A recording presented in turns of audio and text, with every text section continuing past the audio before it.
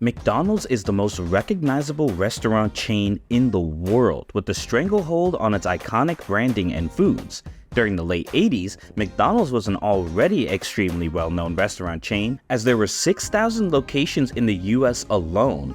But they weren't just in the United States. What they call a quarter pounder with cheese in Paris? They don't call it a quarter pounder with cheese? Oh man, they got the metric system. They wouldn't know what the fuck a quarter pounder is. And what do they call it? They call it Royale with cheese. Royale with cheese. That's right. What do they call a Big Mac? Big Mac's a Big Mac, but they call it Le Big Mac. Le Big Mac. Across the pond, there were a few hundred establishments in the UK, and by the 90s, there were McDonald's locations in China. Just 10 years after that, McDonald's had over 11,000 locations outside of the United States, and the number has continued to grow ever since. As you know, this is the 86th country opening for McDonald's, and it's been a long road for us to get here, but we finally made it. With such control over the industry on a global scale, it's pretty safe to say that everyone in the world knows what a Big Mac is. But if I were to ask them how much a Big Mac costs, would they have the same answer? Well, that's what the Big Mac Index aims to answer. And yes, this is a real thing. The Economist in 1986 created the index to help people understand how the prices of goods and services vary depending on the market they're found in. McDonald's uses the same processes and ingredients in most of their locations to create their world-known burgers, but the price of local goods and labor around the world are not going to be the same overseas as they are in the franchise's home country. That's expensive, and so is the end product for the Soviet consumer. A Big Mac, French fries, and a drink is the equivalent of half a day's wages. Therefore, a Big Mac's price should be adjusted for the relative cost it takes to make and distribute it. This process overall is called geographical pricing. According to the index, a Big Mac in the States would cost me $5.69. Now let's compare that to if I wanted to buy a Big Mac in Taiwan. Over there, that sandwich would run me 75 Taiwanese dollars. If the prices were 1-to-1, a Big Mac in Taiwan would cost 178 Taiwanese instead because of the current exchange rate. In reality, this means I could exchange my American dollars for Taiwanese ones and buy 2 Big Macs for the price of 1. But because goods are priced based on a variety of factors in any given market, it would be insane for these goods to be the same price if they were sold in different places, right? Right?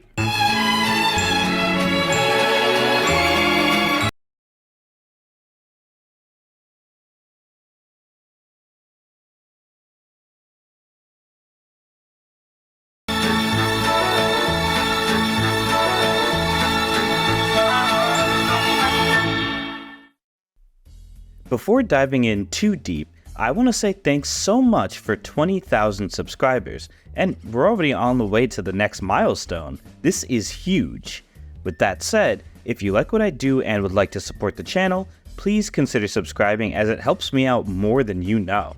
This is a small channel, but these videos take a ton of work to put together, so every small thing goes a long way. Also, I'm sure you've noticed from the intro, but I got a lot of help from a few international voices to get a global perspective for this video.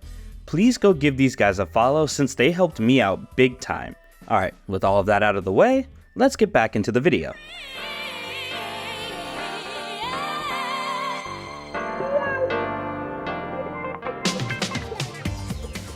Well, since you clicked on this video, I'm sure you know where I'm going with this. In this part of the 21st century, so much of the media we consume is digital. Movies, TV, and especially video games. This means that distribution costs should be close to the same around the world, aside from big outliers in certain countries. Unfortunately, this doesn't help game pricing overseas. For many PC gamers around the world, a lack of geographical pricing has basically gatekept them from playing the games they love and even damaged the companies producing the games in the first place. Regional pricing has been a hot topic in the gaming space for years now, and policies around it are different depending on the game studio, digital store, and sometimes literally it just depends on the markets for the specific games themselves. It's not an easy issue to pin down or make sense of, but what is plain to see is the effect it has on the FGC as a whole. It's an look at international this. grand finals. You're right. Last year we had an international, this year grand finals international. As a global community, we're more connected than ever. Rollback netcode has led to online premiere events in which certain regions get to showcase their talents and even earn chances to compete on a global scale that was never possible before. Fighting games have entered a new golden age with major releases popping up every few months for the last year, but what does any of that matter if regions fall behind because they can't even access the games for being too expensive?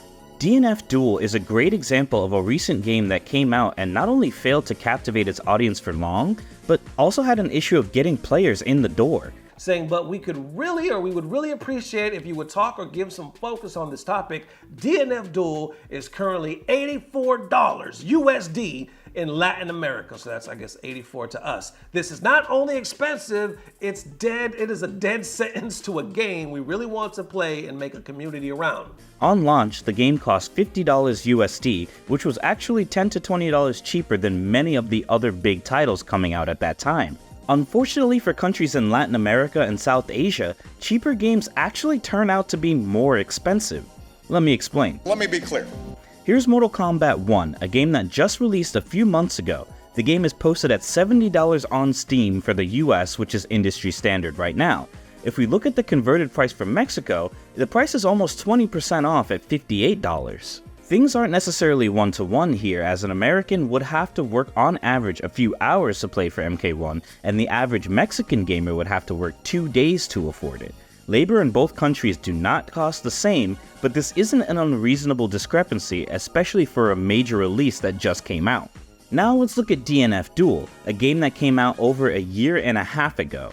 In the States, DNF Duel would cost $50. As I mentioned, this is a cheaper alternative to major releases. In Mexico, however, the game costs 999 pesos, which converts to 58 US dollars. This means that a game that's meant to be cheaper actually costs more money than it would have if they bought the game in the United States. These kinds of oversights from publishers are way too common and make it nearly impossible for some communities to enjoy the games they want to play. How does this work, Mac? The money keeps moving in a circle. But we don't have any money. All we have is this. How does this work, I dude? don't know. I thought you... What?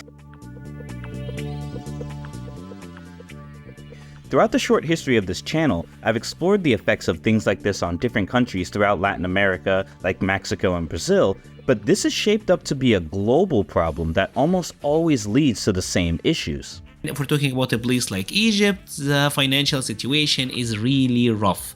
A video game can make up about 70% of the working salary. Yes, it is that crazy. And because of this, unfortunately, piracy is the de facto method that a good portion, I will say at least like half of the video game players do pirate games.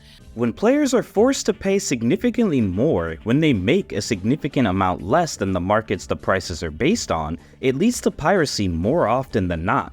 But despite the fact that piracy is not good for business, at least for companies, right?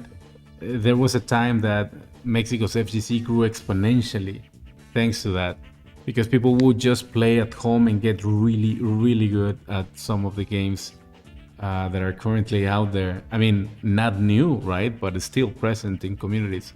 Whole communities around the world have been built off the backs of piracy, but it usually leads to more problems for everyone. What about those ads that say you wouldn't download a car? Well, it turns out, given the chance, yes. Yes, I would. I would download a car. And I did, at the first opportunity. On the player side, many games require you to be online at all times, which makes them unavailable for play if the publisher or developer decides to shut down the servers or there's an issue with them. This is usually a means of preventing piracy with anti-cheat software like Denuvo, but it oftentimes leads to cases where piracy is literally the only reasonable means of playing the game. To illustrate what I'm talking about, I just did a video where I featured Street Fighter X Tekken. I wanted to gather some footage on the game, so I tried to buy it on Steam. Unfortunately, it's been delisted from the store due to network issues making the game unplayable. I just wanted it for footage, so I didn't need to be online. I figured then I'd just buy a Steam key and buy the game that way, but all the prices were outrageous, like in the hundreds. And for a game that came out over 10 years ago, this really doesn't make any sense. When I realized buying it was that much of a commitment and a gamble to get it from these shady sites, I learned that even if I bought it and aimed to play offline, Windows Live essentially shuts the game down, giving you a black screen unless you have some mods installed. And obviously, if there's mods for this older game, there's less than savory ways of obtaining it. In the end, I didn't get the game through buying it or pirating it because it was just more trouble than it was worth. I can't interact with the community in the way I'd like to because of this dumb always online policy, and there's nothing I can do about it. Is this a joke? This money isn't worth the paper it's printed on. These policies are getting slapped onto more and more games as a means of fighting against pirates, but it might actually be pushing people to pirate even more in certain cases. DRM has been known to hurt game performance and sometimes make them unplayable altogether. Alright, let's check. Oh, regarding the update.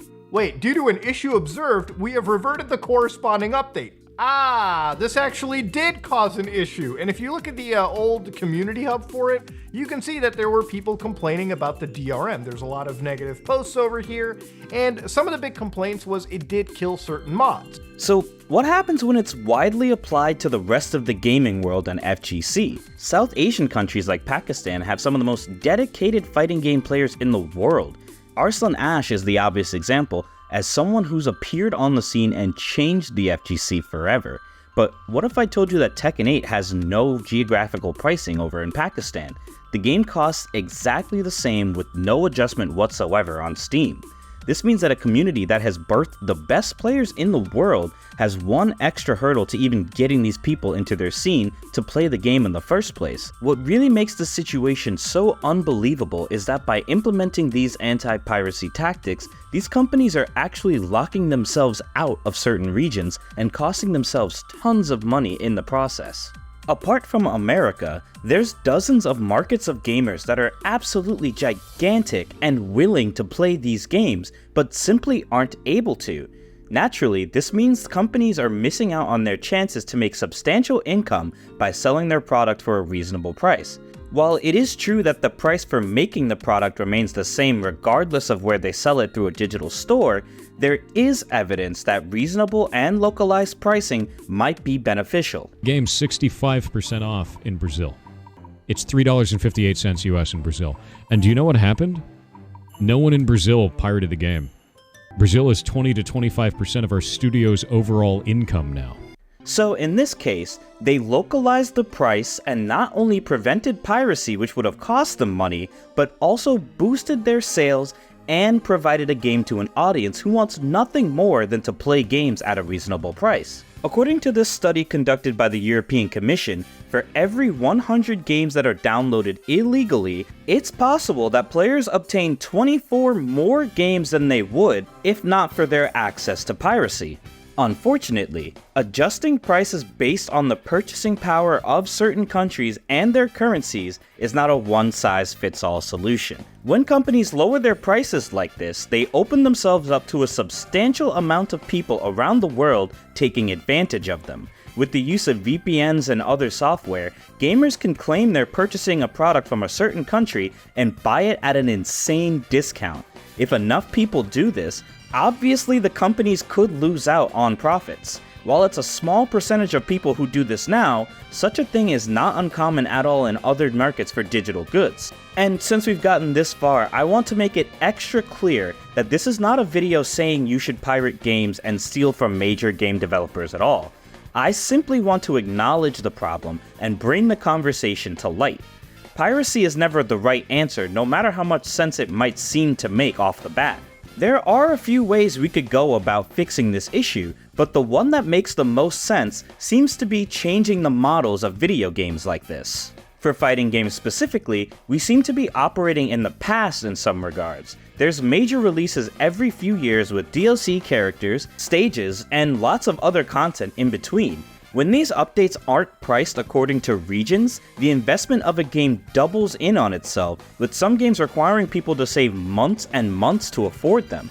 This is why for a lot of the younger gamers in these countries, games like Fortnite, League of Legends, and Brawlhalla are crushing it with astronomical numbers. Younger people don't really play they're not too much into video games in general. They just want to play very specific games, free to play service games like that, like League, Fortnite, that kind of stuff. These games are free to play with solid netcode experiences, making them no-brainers for players who would normally have to worry about exorbitant prices. Not only that, but sometimes games drop unfinished.